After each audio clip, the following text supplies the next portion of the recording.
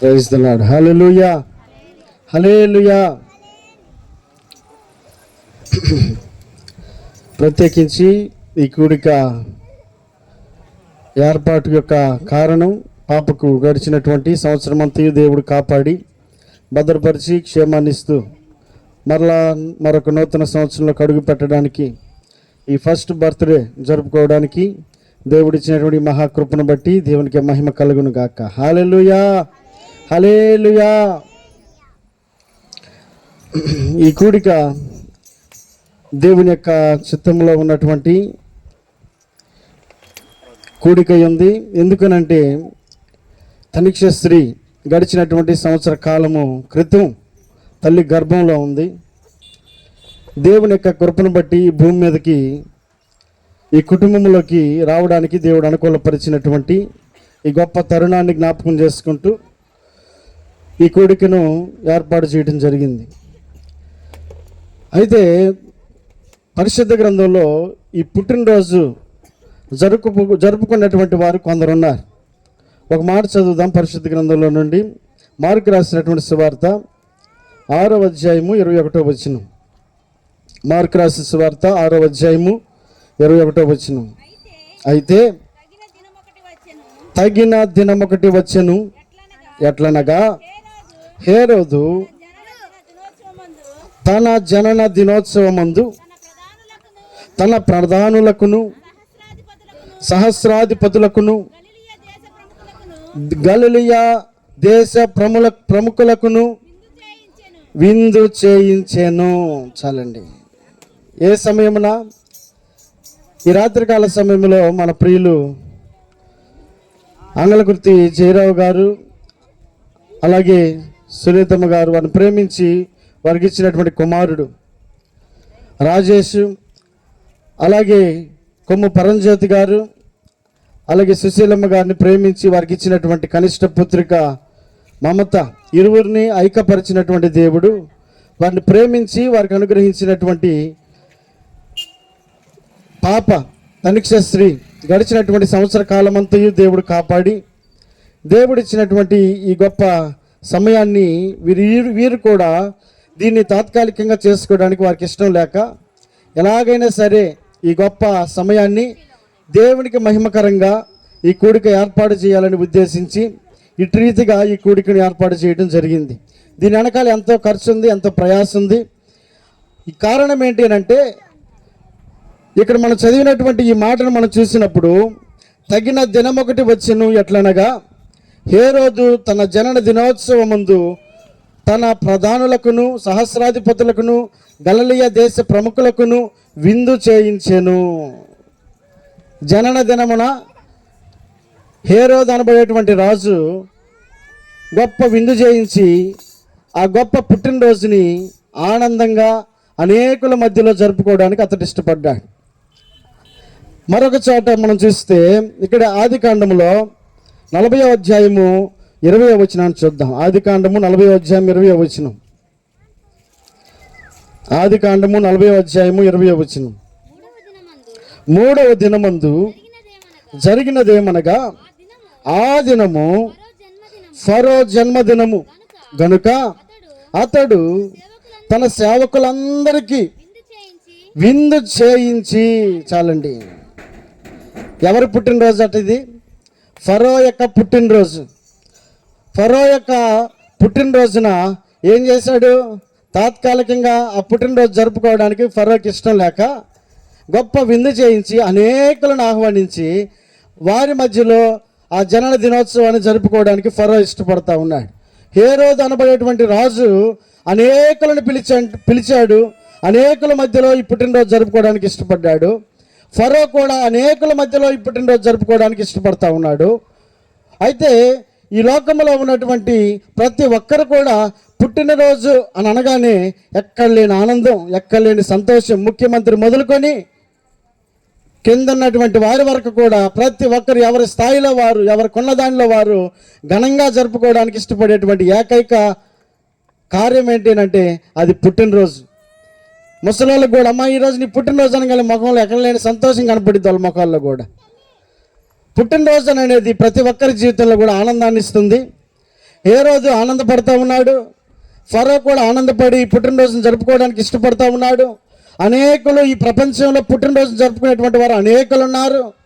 పుట్టినరోజు జరుపుకోవడానికి అనేకులు ఎంతో ఆనందాన్ని ఉత్సాహాన్ని చూపించేటువంటి వారు ఎందరో మన కళ్ళ ముందు కనబడుతూ ఉంటారు. మంచిదే, పుట్టినరోజు జరుపుకోవడం మంచిదే. కానీ అనేకులు దేవుని లేని పుట్టినరోజును జరుపుకుంటూ ఉన్నారు. డబ్బు ఉంది, సంపద ఉంది, మనుషులు ఉన్నారు, ఎంజాయ్ చేస్తూ ఉన్నారు, సంతోషిస్తూ ఉన్నారు. ఆ పుట్టినరోజులో వారికి కావాల్సిన ఆనందం మొత్తాన్ని వారు కొని తెచ్చుకుంటున్నారు. కానీ దేవుని లేని పుట్టినరోజులు అనేకులు చేసుకుంటూ ఉన్నారు. అయితే పరిశుద్ధ గ్రంథమైనటువంటి బైబిల్ మనకు నేర్పేటువంటి పాఠం ఏంటి అంటే, అనేకులు మనము పుట్టడానికి కారకులైనటువంటి దేవుణ్ణి గుర్తెరగకుండానే పుట్టినరోజు జరుపుకునేటువంటి వారు అనేకులు ఉంటే, బైబిల్ మనకు నేర్పేటువంటి పాఠం ఏంటంటే, పరిశుద్ధ గ్రంథంలో ఒక మాట చూద్దాం. 71వ కీర్తన 6, 7, 8 వచనాలు. కీర్తనల భాగము 71, 6, 7, 8 వచనాలు. గర్భవాసినైనది మొదలుకొని నీవే నాకు ప్రాపకుడవై ఉంటివి, తల్లి గర్భము నుండి నన్ను ఉద్భవింపజేసిన వాడవు నీవే. నిన్ను గూర్చి నేను నిత్యము స్తుతిగానము చేయుదును. నేను అనేకులకు ఒక వింతగా ఉన్నాను, అయినను నాకు బలమైన ఆశ్రయము నీవే. నీ కీర్తితోను నీ ప్రభావ వర్ణంతోను దినమంతయు నా నోరు నిండి ఉన్నది. దేవుని స్తోత్రం చెల్లిద్దాం. హల్లెలూయా. కీర్తనకారుడు తన జీవితంలో తన యొక్క జన్మదినాన్ని జ్ఞాపకం చేసుకుంటూ ఎలా అతడు పుట్టాడో ఎరిగినటువంటి వాడుగా కనబడతా ఉన్నాడు. దేవునిలో ఆనందించేటువంటి వాడిగా కనబడతా ఉన్నాడు. ఈ రాత్రి వేళ మన ప్రియులు రాజేష్ అలాగే మమత వారి కుమార్తె పుట్టినరోజు అనేకుల మధ్యలో జరుపుకోవడానికి ఇష్టపడ్డారు. మంచిదే. కానీ వారు చేసిన గొప్ప కార్యం ఏంటంటే, దేవుని మహిమపరుస్తూ చేస్తూ ఉన్నారు పుట్టినరోజు. దేవుని లేని పుట్టినరోజు వారు చేసుకోవడం లేదు, దేవుణ్ణి కలిగినటువంటి పుట్టినరోజు వారు జరుపుకుంటూ ఉన్నారు. భక్తుడైనటువంటి కీర్తనకారుడు చెప్తున్నటువంటి మాటను మనం ఆలోచన చేసినప్పుడు ఆయన అంటాడు, తల్లి గర్భము నుండి నన్ను ఉద్భవింపజేసిన వాడవు నీవే, నీవే, నీవే. తల్లి గర్భములో నుండి నన్ను బయటకు పంపించిన వాడవు నీవే. అనేకులు ఈ విషయాన్ని మర్చిపోతా ఉన్నారు. అనేకులు క్రీస్తు లేని, యేసు లేని, దేవుడు లేని పుట్టినరోజులు ఆనందంగా జరుపుకుంటా ఉన్నారు, ఆహ్లాదంగా జరుపుకుంటా ఉన్నారు. కానీ జరుపుకునే విషయంలో వారు ఆనందిస్తూ జరుపుకుంటా ఉన్నారు, కానీ వారి మధ్యలో దేవుడు ఏమాత్రం కూడా లేడు. అయితే ఈ కీర్తనకారుడు అంటున్న మాట ఏమిటంటే, తల్లి గర్భము నుండి నన్ను ఉద్భవింపజేసిన వాడు నీవే గనుక నిన్ను గురించి నేను నిత్యము స్తుతిగానము చేసేదను. అదండి, దేవుని స్తుతించాలి, దేవుని మహిమపరచాలి, దేవుని ఘనపరచాలి. కారణం ఏంటంటే, సజీవునిగా ఈ భూమి మీద నిలవబడి మనమందరము కూడా అనేకతో కలిసి సత్సంబంధం కలిసి మనం జీవిస్తూ ఉన్నామనంటే ఇది కేవలము దేవుని యొక్క కృప మాత్రమే, మన గొప్పతనం కాదు. మన తల్లిదండ్రులు మనం ఇలాగ ఉండాలని చెప్పి తయారు చేసినటువంటి మనుషులు ఏమాత్రం కూడా కాదు. గర్భంలో ఉండగానే నీ రూపం ఎలాగ ఉండాలో, నీ ముక్కు ఎలాగ ఉండాలో, నీ కన్ను ఎలాగ ఉండాలో, నీ చెయ్యి ఎలాగ ఉండాలో, నీ ఎత్తు ఎలాగ ఉండాలో, నీ రంగు ఎలాగ ఉండాలో నిర్ణయించినటువంటి దేవుని యొక్క హస్తాలతో నిర్మించబడినటువంటి మనం చేయాల్సిన పని ఏమిటంటే, భక్తుడు అంటాడు, దేవా తల్లి గర్భము నుండి నన్ను ఉద్భవింపజేసిన వాడు నీవే గనుక నేను నిన్ను గురించి నిత్యము స్తుతిగానము చేసేదను. నిత్యము కూడా దేవుని మహిమపరిచేటువంటి వ్యక్తులమై ఉండాలి. అలాగే మరొక చోట అంటాడు కీర్తనకారుడు, ఒక మాట చదువుదాం. 139వ కీర్తన 13వ వచనం నుండి. 139వ కీర్తన 13వ వచనం నుండి. నా అంత్యరంధ్రములను నీవే కలుగజేసితివి, నా తల్లి గర్భమందు నన్ను నిర్మించిన వాడవు నీవే. నీవు నన్ను కలుగజేసిన విధము చూడగా భయమును ఆశ్చర్యమును నాకు పుట్టుచున్నవి. అందును బట్టి నేను అదండి దేవునికి కృతజ్ఞతాస్తుతులు చెల్లిస్తా ఉన్నాడు. ఎందుకు దేవునికి కృతజ్ఞత చెల్లిస్తా ఉన్నాడు? దానికి గల కారణాన్ని అక్కడ తెలియపరుస్తూ ఉన్నాడు. భక్తుడు అంటున్న మాట ఏమిటనంటే, నా అంతరంద్రియములను నీవే కలుగజేసితివి. లోపల ఉన్నటువంటి గుండె లేదా లోపల ఉన్న ప్రతి అవయవము నువ్వు తింటున్నావు, లోపల జీర్ణం అవుతా ఉంది, లోపల పని చేస్తూ ఉంది. శరీరంలో వేటిపైన ఇవి చేస్తూ ఉన్నాయి అని అంటే కనబడనటువంటి ప్రక్రియను జరిగించేటువంటి లోపల ఆ అవయవాలు అయితే ఉన్నాయో ఆ అవయవాలన్నిటిని గురించి భక్తుడు జ్ఞాపకం చేసుకుంటా ఉన్నాడు. పైన ఆలోచనతోటి అతడు మహిమపరచడం లేదు, కానీ ఎంతో లోతుగా దేవుని యొక్క కార్యాలను గుర్తెరుగుతూ ఉన్నాడు, ఎంతో లోతుగా దేవుని మహిమపరచడానికి ఇష్టపడతా ఉన్నాడు. భక్తుడు అంటున్న మాట, నా అంతరంద్రియములను నీవే కలుగజేసితివి. తల్లి గర్భము నుండి నన్ను నిర్మించిన వాడవు నీవే. నీవు నన్ను కలుగు చేసిన విధము చూడగా నాకు భయమును ఆశ్చర్యమును నాకు పుట్టుచున్నవి. కాబట్టి వింతగా నీవు నేను మనలందరూ కూడా సృజించబడ్డాం. అలాగే తనిక్ష స్త్రీ కూడా నిర్మించబడినటువంటి విధానమును బట్టి వారు చేస్తున్న పని ఏమిటనంటే వాక్యం సెలవిస్తుంది, అందును బట్టి నేను నీకు కృతజ్ఞతాస్తుతులు చెల్లిస్తా ఉన్నాను. ఎందును బట్టి? మన జీవానికి కారకుడై ఉన్న దేవుణ్ణి బట్టి ఆయన చేసినటువంటి కార్యములను జ్ఞాపకం చేసుకున్నప్పుడు అది ఆశ్చర్యముగా ఉన్నాయి. అంత మాత్రమే 16వ వచనంలో ఆయన అంటాడు, నేను పిండమనై ఉండగా నీ కన్నులు నన్ను చూచెను, నియమింపబడిన దినములలో ఒక్కటైనను కాక మునిపే నా దినములన్నీ నీ గ్రంథములో లిఖితములాయును. చాలండి. నేను పిండమనై ఉండగా నీ కన్నులు నన్ను చూచెను. సహజంగా తల్లిదండ్రులు ఎప్పుడు ఎదురు చూస్తారు బిడ్డ ముఖం చూడాలని, బిడ్డ ఎలా రంగు ఎలాగుందో, లేకపోతే మగబిడ్డో ఆడబిడ్డో, లేకపోతే బిడ్డ రూపం ఎలాగుందో, జుట్టు ఎలాగుందో, కళ్ళు ఎలాగున్నాయో పరిశీలన చేయడానికి ఆతృతగా ఎదురు చూసేటువంటి సమయం తల్లి గర్భము 10 నెలలు దాటిన తర్వాత ఎప్పుడైతే ఆ బిడ్డను బయటికి తీస్తారో అప్పుడు చూస్తారు. తల్లిదండ్రులు అయినటువంటి వారైనా బంధుమిత్రులైనా ఎంత దగ్గర వారైనా ఆ బిడ్డ బయటకు వచ్చినప్పుడు మాత్రమే చూడగలరు. కానీ దేవుడు ఎలాంటి వాడట, మనము పిండమునై ఉండగానే ఆయన కన్నులు మనలను చూచాయి. కాబట్టి ఆయన మన దినములలో ఒక్కటైనా కాక మునిపే ఆయన తన గ్రంథముల మనలను రాసి పెట్టించాడట. ఒక్క దినం కూడా కాక మునిపే. దేవుని స్తోత్రం చెల్లిద్దాం. హల్లెలూయా. కాబట్టి ఈ రాత్రికాల సమయంలో ఈ కృతజ్ఞత లేదా ఈ స్తుతి కూడిక దేవుని మహిమపరచడానికి బిడ్డకిచ్చినటువంటి ఈ క్షేమస్థితిని జ్ఞాపకం చేసుకుని మొట్టమొదటి పుట్టినరోజున దేవునికి స్తుతి చెల్లించేటువంటి ఈ కార్యక్రమము కారణం ఏంటంటే ఈ బిడ్డ యొక్క పుట్టుకకు కారకుడైనటువంటి దేవుడిని వారు జ్ఞాపకం చేసుకుంటూ ఉన్నారు. కాబట్టి వాక్యం సెలవిస్తూ ఉంది. ఒక్క మాట చూద్దాం. 127వ కీర్తన 3వ వచనం.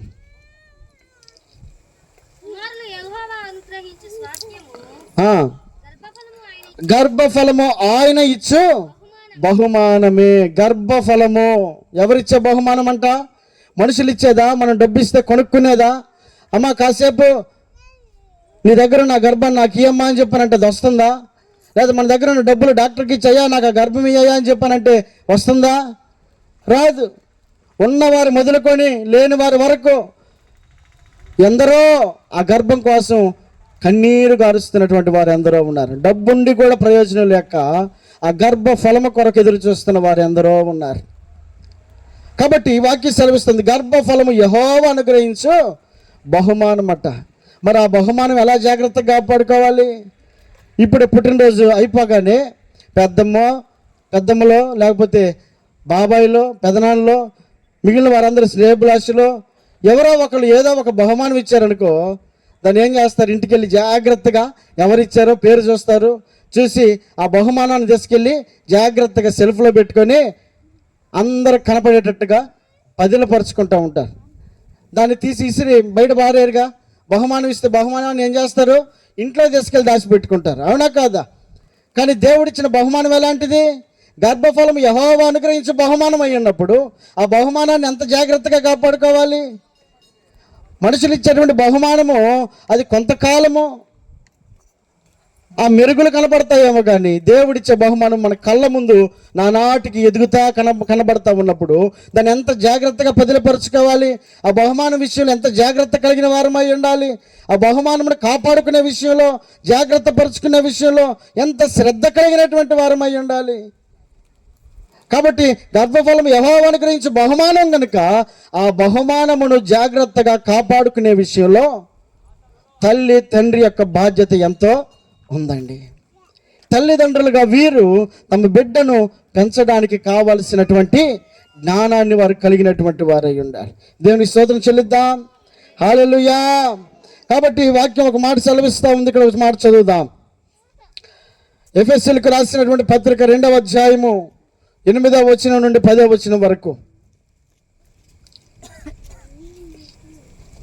ఎఫెసీయులకు రాసిన పత్రిక 2వ అధ్యాయము 8వ వచనం నుండి 10వ వచనం వరకు.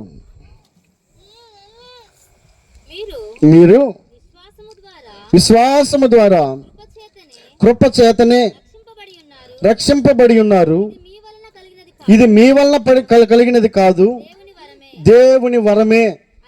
అది క్రియల వలన కలిగినది కాదు గనుక ఎవడనూ అతిశయపడ వీలు లేదు.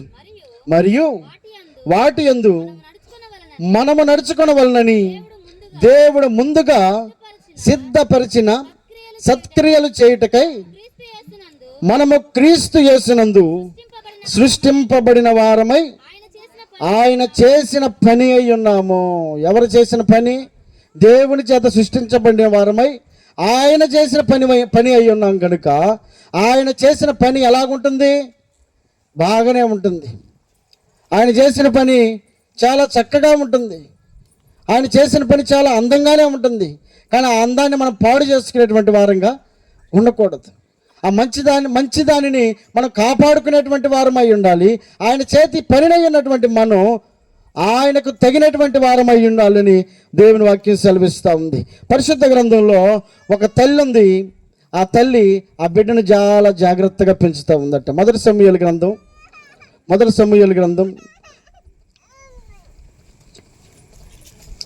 1వ అధ్యాయం 26వ వచనం. 1వ అధ్యాయం 26వ వచనం. నా ఏలిన వాని ప్రాణముతోడు నీ యొద్ద నిలిచి యెహోవాకు ప్రార్థన చేసిన స్త్రీని నేనే.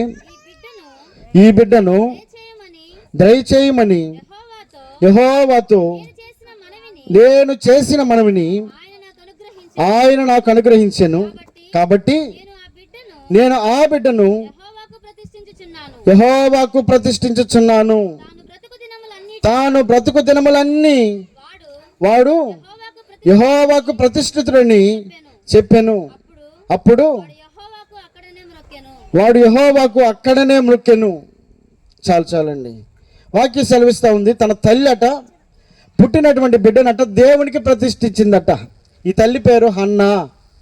హన్నా అనబడేటువంటి ఈ తల్లికి పుట్టక చాలా రోజుల తర్వాత ఒక చక్కటి బిడ్డ పుట్టాడు. పుట్టినటువంటి బిడ్డను ఏం చేసిందంటే దేవునికి ప్రతిష్ఠించింది. దేవునికి ప్రతిష్ఠిస్తే బిడ్డలు ఎలాగుంటారు? గౌరవాన్ని పొందుకుంటారు, మర్యాదగా ఉంటారు, చక్కగా ఉంటారు, అల్లరి చిల్లరగా ఉండరు, దేవునికి మహిమకరంగా ఉంటారు, అందరి దీవెనలు పొందుకునేటువంటి బిడ్డలుగా ఉంటారు. కాబట్టి తల్లి చేసిన పని ఏంటంటే దేవునికి ప్రతిష్ఠించిందట. ప్రతిష్ఠించినప్పుడు బిడ్డ ఎలాగున్నాడు? దేవునికి మహిమకరంగా ఉండటం కొరకు అతడు చేసినటువంటి పని ఏమిటంటే వాక్యం సెలవిస్తూ ఉంది. ఇంకొక మాట చదువుదాం. అక్కడ దాని క్రింద ఏమనుంది? ఆ బిడ్డ అక్కడనే మ్రొక్కెను. యెహోవాకు అక్కడనే మ్రొక్కెను. దేవునికి స్తుతించేటువంటి బిడ్డగా మారిపోయాడట. దేవునికి ప్రతిష్ఠించినప్పుడు ఆ బిడ్డ ఏం చేస్తాడు తెలుసా? దేవుని సన్నిధిలో దేవుణ్ణి స్తుతించేటువంటి బిడ్డగా మారిపోయాడు. రెండవది, ఆ బిడ్డలో ఉన్నటువంటి గుణం ఏంటి అంటే 26వ వచనంలో 2:26 బాలుడగు సమూయేలు ఇంకనూ ఎదుగుచు యెహోవా దయయందును మనుషుల దయయందును వర్ధిల్లుచుండెను. ఒకటి, ఈ దేవునికి మొక్కేవాడిగా అతడు మారిపోయాడు. రెండవది, మనుషుల దయయందును దేవుని దయను అతడు వర్ధిల్లుచుండెను. వర్ధిల్లుతా ఉన్నాడట. దినదినాభివృద్ధి అతడు చెందుతా ఉన్నాడు, పరిణితి చెందుతా ఉన్నాడు, గౌరవాన్ని అనేకులకు ఇస్తా ఉన్నాడు, చక్కగా మర్యాదగా అతడు ప్రవర్తిస్తూ ఉన్నాడు. దినము కూడా అతడు దేవునికి మహిమకరంగా వర్ధిల్లుతా ఉన్నాడు. మూడవది, తనలో వచ్చినటువంటి మార్పు ఏంటంటే 3వ అధ్యాయం 1వ వచనంలో, అదే బాలుడైనటువంటి సమూయేలు ఇదిగో దైవజనుడి ఎదుట యెహోవాకు పరిచర్య చేయుచుండెను. ఏం చేస్తున్నాడట? దైవజనుడి దగ్గర ఆ దేవునికి పరిచర్య చేసేవాడిగా ఉన్నాడట.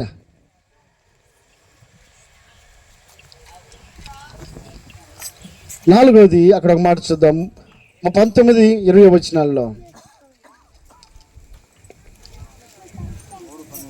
3:19-20.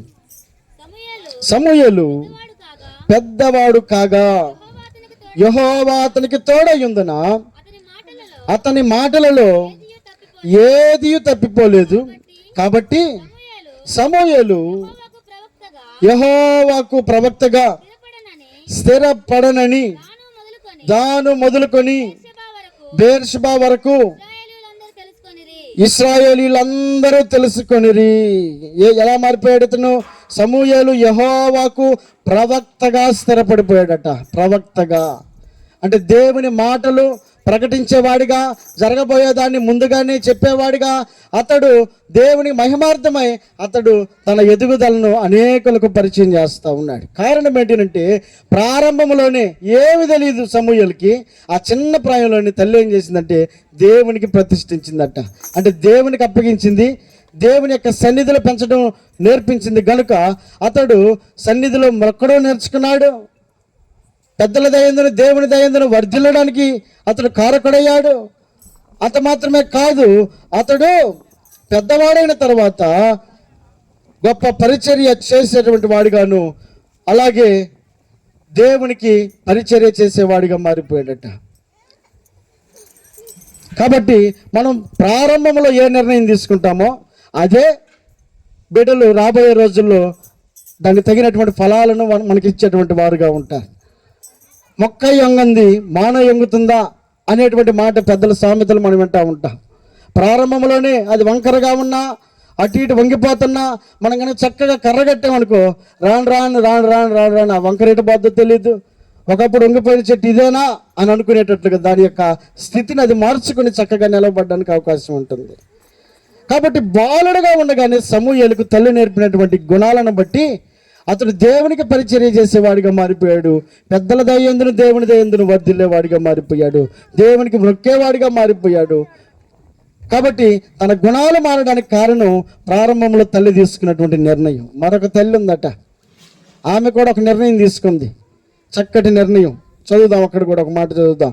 2వ దినవృత్తాంతాల గ్రంథము 22వ అధ్యాయము 2, 3, 4 వచనాలు. 2వ దినవృత్తాంతాల గ్రంథము 22వ అధ్యాయము. అహజ్యా ఏలన ఆరంభించినప్పుడు 62 ఏళ్ల వాడై యెరూషలేములో 1 సంవత్సరము ఏలెను. అతని తల్లి ఓమ్రీ కుమార్తె, ఆమె పేరు అతల్యా.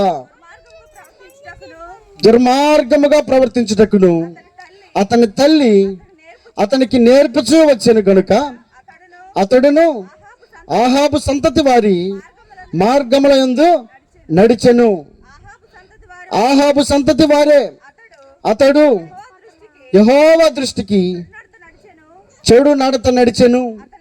అతని తండ్రి మరణమైన తరువాత వారు అతనికి ఆలోచనకర్తలై అతని నాశనకమునకు కారకులైరి. చూసారా, అతల్య అనబడేటువంటి తల్లట. దేవుని వాక్యం ఏమని సెలవిస్తా ఉందనంటే,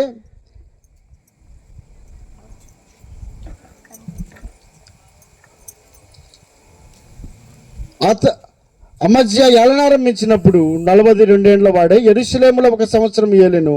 అతని తల్లి ఓమ్రీ కుమార్తె, ఆమె పేరు అతల్య. దుర్మార్గముగా ప్రవర్తించుటకు అతని తల్లి అతనికి నేర్పుచూ వచ్చిందట. తల్లి ఆడన్నా దుర్మార్గంగా ప్రవర్తించమని నేర్పుతారా? కానీ ఈ తల్లి ఏం చేసిందో తెలుసా? దుర్మార్గంగా ప్రవర్తించడానికి ఆమె కారకురాలయ్యిందట. సమూయేలు తల్లి అయినటువంటి హన్నా ఏమో దైవభక్తిలో తన కుమారుడిని పెంచడానికి, ఆ పెంచినటువంటి కుమారుడు వర్ధిల్లినటువంటి కుమారుడు దేవుని సన్నిధిలో పరిచర్య చేసేవాడిగా ఉన్నాడు. పరిచర్య చేసేటువంటి ఆ కుమారుడు ప్రవక్తగా మారిపోయాడు. కానీ ఈ అతల్య యొక్క కుమారుడు తల్లి చేసుకున్న పని ఏంటి అంటే, ఆ కుమారుడిని పెంచేటువంటి క్రమంలో అద్దు ఆపు లేకుండా పెంచింది. అతడు చేసిందే కరెక్ట్ అన్నట్లుగా మార్గంలో వదిలేసింది. అతను నచ్చినట్లుగా ప్రవర్తించాడు, ఇష్టం వచ్చినట్లుగా ప్రవర్తించాడు. అతనికి నచ్చింది దేవునికి ఇష్టం లేదంట. కాబట్టి వాక్యం సెలవిస్తున్నటువంటి మాట ఏమిటంటే, యెహోవా దృష్టికి చెడు నడత నడిచెను అని రాయబడింది. దేవుని వాక్యం సెలవిస్తున్న మాట ఏంటంటే, బాలుడు నడవవలసిన త్రోవను వారికి నేర్పము. అతల్య నేర్పిందట, చెడు మార్గంలో నేర్పింది. కానీ హన్నా మాత్రం సరైనటువంటి మార్గంలో నేర్పింది. బాలుడు నడవవలసిన త్రోవను వారికి నేర్పము అని వాక్యం సెలవిస్తూ ఉంది. చాలామంది తల్లులు ఏం చేస్తున్నారంటే, చెప్పడం మాత్రం చెప్తున్నారు కానీ నేర్పడం విషయంలో మాత్రం మర్చిపోతూ ఉన్నారు. నేర్పడం విషయంలో మాత్రం నిర్లక్ష్యం చేస్తూ ఉన్నారు. మనమేమో ఇక్కడ కైలాడుకుంటా రే ఎరగాక అని చెప్పనంటే వాడు కాముకుంటాడా? మనం ఏం చేస్తున్నామో దాన్ని చూస్తూ వారు పెరుగుతూ ఉన్నారు. కాబట్టి మనం చేసేదేమో ఒకటి, వారికి చెప్పేది మరొకటి అయినప్పుడు వారు ఎలాగ నేర్చుకోగలుగుతారు? నేర్పడం వేరు, చెప్పడం వేరు. చెప్పడము అని అంటే ఆ కారు తోలు అని అన్నాను అనుకో, అది చెప్పడం. నేర్పడం అని అంటే ఆ కారు ఎలాగ తోలాలో పట్టుకొని కూర్చోబెట్టి ఆ నేర్పిస్తూ, ఇది గేర్ ఉంటుంది ఇక్కడ, లేకపోతే ఇక్కడ బ్రేక్ ఉంటుంది, ఇలా స్పీడ్గా వెళ్ళాలి, ఇలా తగ్గాలి, ఇలా స్పీడ్ బ్రేకర్ వచ్చినప్పుడు, ఇలా ముందు బండి వచ్చినప్పుడు ఇలాగెళ్ళాలి, అలాగెళ్ళాలి. ఇది నేర్పడం అవుతుంది. చెప్పడం అని అంటే చెప్పడం సులువే కానీ నేర్పడం మనకు సమయం సరిపోదు. ఆ బిడ్డలకు కేటాయించక నేర్పడం విషయంలో మనం వెనకడుగు వేస్తే వారు నేర్చుకోవాల్సింది లోకంలో నేర్చుకుంటారు. మనం ఏదైతే ఆ బిడ్డల విషయాల్లో మనం నిర్లక్ష్యం చేస్తామో, ఆ బిడ్డలకు మనం ఏదైతే వారికి మంచిని ఇవ్వకపోతామో, వారు లోకంలో ఉన్నటువంటి చెడుని నేర్చుకోవడానికి లోకము ప్రేరేపిస్తుంది. ఆ లోకమే వారికి నేర్పిస్తుంది. మనం నేర్పాల్సింది ఏదో మనం ఇంటి దగ్గరే ఆ బిడ్డలకు బాల్యంలోనే వాక్యం సెలవిస్తూ ఉంది. బాలుడు నడవవలసిన త్రోవను వారికి నేర్పము అని వాక్యం సెలవిస్తూ ఉంది. పెద్దవాడైన తర్వాత వాడికి నేర్పు అని చెప్పలా, బాలునికి నేర్పమంది. ఏమి తెలియని వయసులోనే అమ్మమ్మ, తాతయ్య, అక్క, చెల్లి, అన్న ఈ మాటలు మనం ఎలా నేర్పితే వెంటనే మన చూడగానే ఏమంటారు? తాత అని అంటారు. ఎందుకు? చిన్నప్పుడు నేర్పాం కాబట్టి చూడగానే వెంటనే వారు దాన్ని గుర్తుపెట్టుకోగలుగుతారు. తెలిసి సోదరం చెల్లిద్దాం. హల్లెలూయా. కాబట్టి ఈ రాత్రికాల సమయంలో రాజేష్ అలాగే మమత ఇరువురికి దేవుడు ఇస్తున్నటువంటి ఆలోచన ఏమిటంటే, బాలుడైనటువంటి సమూయేలుకి తల్లి అయినటువంటి హన్నా ఏ విధంగా అయితే చక్కటి త్రోవలో నేర్పిందో, అదే విధంగా రాజేష్ మమత తన బిడ్డను కూడా ఈ సంవత్సర కాలం అంతయు దేవుడు తన కాపుదలను ఇచ్చాడు. మరొక సంవత్సరంలో అడుగు పెట్టబోయే సమయానికి ఈ బిడ్డ ఇప్పుడే అన్నీ నేర్చుకుంటూ ఉంటుంది. ఎవరి దగ్గర ఉండాలో, ఎవరి దగ్గర ఉండకూడదో, ఎవరితోటి మా నాన్న ఎలా మాట్లాడుతున్నాడో, లేకపోతే తాత, అమ్మమ్మ ఇవన్నీ నేర్చుకునేటువంటి సమయం ఇక ప్రారంభం అవుతుంది. కాబట్టి ఈ నేర్చుకునేటువంటి సమయంలోనే మనం చక్కటి త్రోవను ఆ బిడ్డకి కనుక మనం అందించగలిగితే, ఆ బిడ్డ చక్కగా ఎదగడానికి, అనేకుల యొక్క దీవెన, దేవుని యొక్క దీవెన పొందుకోవడానికి ఆమె కారకురాలు అవుతుంది. కాబట్టి దేవుని వాక్యం సెలవిస్తూ ఉంది, బాలుడు నడవవలసినటువంటి త్రోవను వానికి నేర్పము అని వాక్యం సెలవిస్తూ ఉంది. దానికి తగినట్లుగా మనము గనక నడవగలిగినట్లయితే, ద్వితీయోపదేశ కాండము 6వ అధ్యాయము 6వ వచనాన్ని చదువుకొని ముగించుకుందాం. ద్వితీయోపదేశ కాండము 6వ అధ్యాయం 6వ వచనం. నేడు నేను నీకు ఆజ్ఞాపించు ఈ మాటలు నీ హృదయములో ఉండవలెను.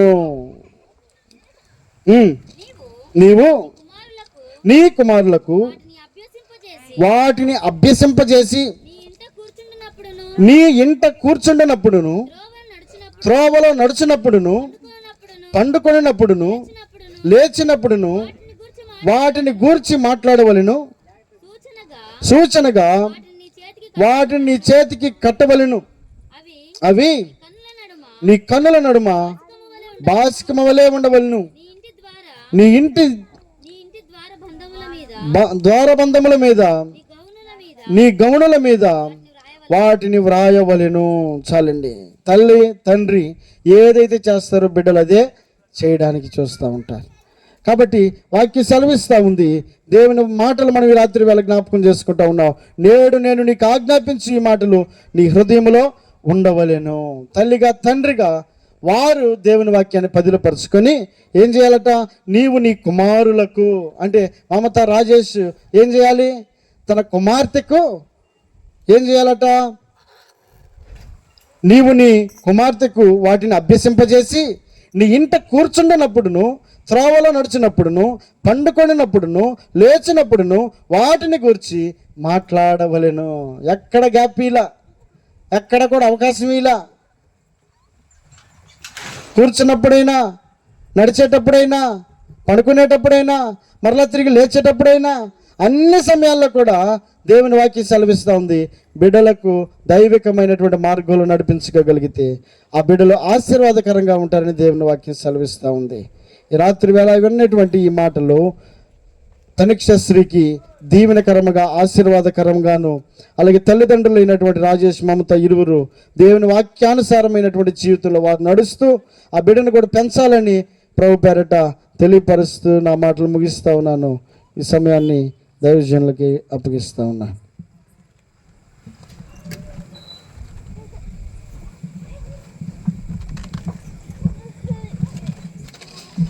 ప్రార్థన చేసుకుందాం. అందరూ కలుపుకుందాం. అందరూ కలుపుకొని ప్రార్థనలోకి వెళ్దాము. మహోన్నతుడా, జీవం కలిగిన మా యేసయ్య ఘనుడా, మీ శ్రేష్టమైన నామానికి మహిమ చెల్లిస్తూ ఉన్నాను తండ్రి. మీ అద్భుత ప్రేమలో మమ్మల్ని జ్ఞాపకం చేసుకొని ఆశీర్వదించి ఈ బ్రాహ్మణ రాత్రి దగ్గర కోడికలో మీరు తోడు ఉండి మాతో మీరు మాట్లాడే ప్రతి మాటను బట్టి మీకు శుద్ధి చెల్లిస్తున్నాను. అయ్యా, మీ యొక్క సన్నిధిలో మా ప్రియ మీ కుమారుడు అంగళ గురించి జయరావు సునీతలు ప్రేమించిన కుమారుడు యాయా రాజు, అలాగే నైనా మా ప్రియులు నైనా పరంజ్యోతి గారు సుశీలను ప్రేమించిన కుమార్తె మమతలను వారు ప్రేమించి వారిని భార్యాభర్త ఎన్నిక చేసి వారికి ఇచ్చిన పాప తనిష్క స్త్రీ పక్షంగా ప్రార్థిస్తున్నాను. అప్పుడు భూలోకంలో జన్మించి నేటికి సంవత్సరం సంపూర్ణ చేసుకొని రెండవ సంవత్సరం ప్రవేశిస్తున్న తరుణంలో కృతజ్ఞత కలిగి ఏర్పాటు చేసినట్టు ఈ ప్రత్యేక కూటాన్ని బట్టి మీకు శుద్ధి చెల్లిస్తూ ఉన్నాను. ఈ రాత్రులలో మా పేరునైనా మీ దాసులు అయా పాస్గా నిలవబెట్టి మీరు మాతో మాట్లాడినట్టు మీ గొప్ప అయా అద్భుత సందేశం కొరకు ప్రార్థన చేస్తున్నాను. అయ్యా నేను ఎంతైనా మీరు నమ్మదగిన దేవుడవు, తోడుండి వాడు, బలపరచువాడు అని. అయ్యా నాయన మరి ఇక పుట్టుక దినాలని అయ్యా ఎంతమంది బయట ఉన్న ప్రజలు ఎలా జరుపుకుంటున్నారు, దేవుని ఎరిగిన వారు ఎలా జరుపుకుంటారు, అదేవిధంగా అతని నాయన చాలా స్పష్టంగా నా రోజు మీరు మాతో మాట్లాడారు. ఏ రోజు నాయన ఆయన పుట్టుక దినాన్ని చాలా గంభీరంగా జరుపుకున్నట్టుగా మేము వింటున్నాను. అయ్యా అలాగే అతని నాయన మీకు స్థితి చెల్లిస్తున్నా ప్రభా. ఈ సాయంకాల పేళలో మీ యొక్క సన్నిధి చేత పెట్టిన బలపరిచి మా ప్రియుడు మీ కుమారుడైన రాజేష్ మమతల యొక్క కుమార్తెను అయా ప్రభానైనా ఈ యొక్క జన్మదిన వేడుకలో ఆశీర్వాదకరంగా దీవెనకరంగా ఈ కార్యక్రమం జరిగిస్తున్నందుకు మీకు స్థితి చెల్లిస్తున్నాను. వచ్చిన బంధువులు, రక్త సంబంధులు, సేవల కొరకు ప్రార్థిస్తున్నాను.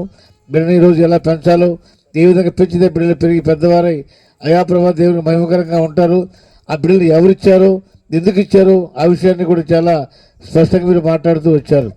దేవానైనా మరి ఇక్కడ ఉన్నటువంటి మమత రాజేష్ అతని బిడ్డను పెంచే క్రమంలో వారినైనా దేవుని యొక్క చిత్తాన్ని ఎరిగి దేవుని ప్రణాళికలో దేవుని చిత్త సంకల్పం చొప్పున ఆ బిడ్డను పెంచడానికి తగిన జ్ఞాన వివేకం వారికి అనుగ్రహం చేస్తూ మీరే తోడుండి బలపరచమని వేడుకుంటున్నాను. ముందున్న కార్యక్రమంతో కూడా దీవెనకరంగా ఆశీర్వాదంగా మహిమకరంగా ఉండేలాగున మీ సహాయం కోరుకుంటూ ఈ కోరిక కార్యక్రమంతో ఆస్తులకు మీకు శుద్ధి చేస్తూ వాక్యమిత్రుని దాస్తుని పరిచయ కుటుంబాన్ని దీవించి ఆశీర్వదించవలసిగాను వచ్చిన బంధువులు, రక్తబంధువులు, సేవలసులు ప్రతి వారిని దీవిస్తూ ఆశీర్వాదిస్తూ మీ ప్రేమలో కాచి కాపాడి అయా బిడ్డల ద్వారా ఘనత పొందుతూ వాక్యం మీ బిడ్డలందరూ కూడా తమ బిడ్డల్ని ఎలా పెంచాలో, ఏ విధంగానైనా వారిని అయానైనా వృద్ధి చేసుకోవాలో, ఏ విధంగా ఫలాలు పొందాలో అయా అర్థం చేసుకొని అక్కడ ముందు కొనసాగడానికి ఈ యొక్క కూడిక మాకు మాదిరిగా ఉండడానికి మీ సహాయం కోరుకుంటూ యేసయ్య పరిశుద్ధ నామములో అడిగి ప్రార్థించి పొంది ఉన్న మా ప్రియ పరలోకపు తండ్రి ఆమేన్. ఇప్పుడు కేక్ కటింగ్ కార్యక్రమం ఉంది. ఆ టేబుల్లో బయటికి తీసుకొస్తే